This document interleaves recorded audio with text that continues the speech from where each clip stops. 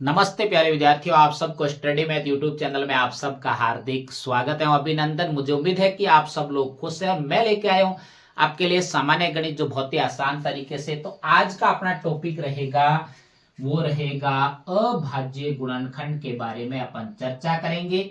अब देखिए, तो अपना जो आज की हेडिंग है वो है अभाज्य अभाज्य गुणनखंड। अभाज्य गुणनखंड आज अपन सीखेंगे, क्योंकि अभाज्य गुणनखंड आपको सीखना जरूरी है। क्योंकि अपन गणित पढ़ रहे हैं तो गणित के अंदर हर एक एक सामान्य जानकारी आपके पास में छोटी छोटी होनी चाहिए। अगर आपके पास में सामान्य जानकारी नहीं है तो आप गणित के जो प्रश्न होते हैं या गणित के क्वेश्चन होते हैं उनको आप हल नहीं कर पाओगे। तो चलिए, अभाज्य गुणनखंड।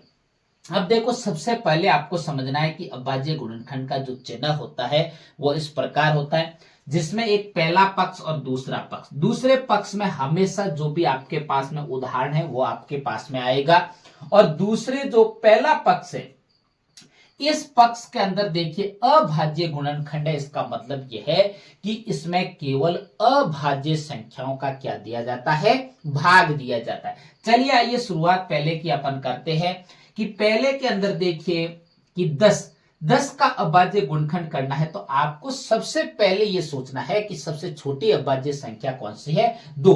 क्या 2 का इस 10 में भाग जा रहा है? बिल्कुल जा रहा है। तो आपको सबसे पहले भाग किसका देना है? 2 का। 2 का भाग 10 में कितनी बार जाएगा? 5 बार। अब देखिए, क्या 5 में फिर से 2 का भाग जा रहा है? नहीं जा रहा है। उसके बाद अभाज्य संख्या 3 है, 3 का नहीं जा रहा है। 3 के बाद में अभाज्य संख्या 5 है और 5 में 5 का भाग। एक आपको यह भी ध्यान रखना है 5 में 5 का भाग, क्योंकि अभाज्य संख्या के अंदर केवल अभाज्य संख्या का ही भाग जाएगा। देखो, 5 एक अभाज्य संख्या जिसमें 5 का ही भाग जाएगा। मुझे उम्मीद है कि पहला आपको जो ये अभाज्य गुणनखंड आपको आसान से आसान तरीके से समझ में आया।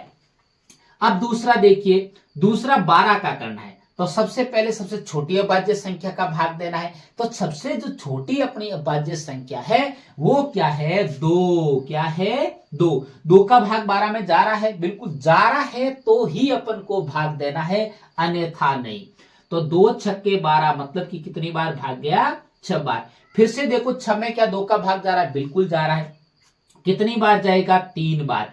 फिर 2 का नहीं जा रहा है, किसका जा रहा है? 3 का जा रहा है। 3 में 3 का भाग 1 बार। मुझे उम्मीद है कि 12 का अभाज्य गुणनखंड भी आपको बहुत ही आसान तरीके से समझ में आया है। अब देखिए तीसरा 20 का अभाज्य गुणनखंड।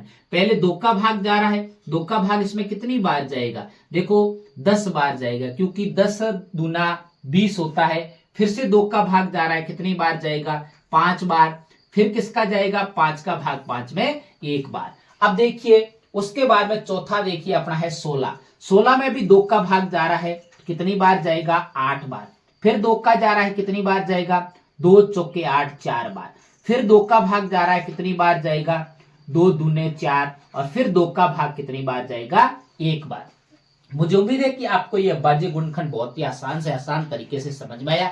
आप भी ऐसे आगे प्रयास करते रहना, और अगर मेरे पढ़ाने का तरीका आपको अच्छा लगे तो मेरे चैनल को सब्सक्राइब करना और आगे अपने प्यारे प्यारे मित्रों को शेयर करते रहना। तब तक मेरे स्टडी मैथ यूट्यूब चैनल पर बने रहे। नमस्ते।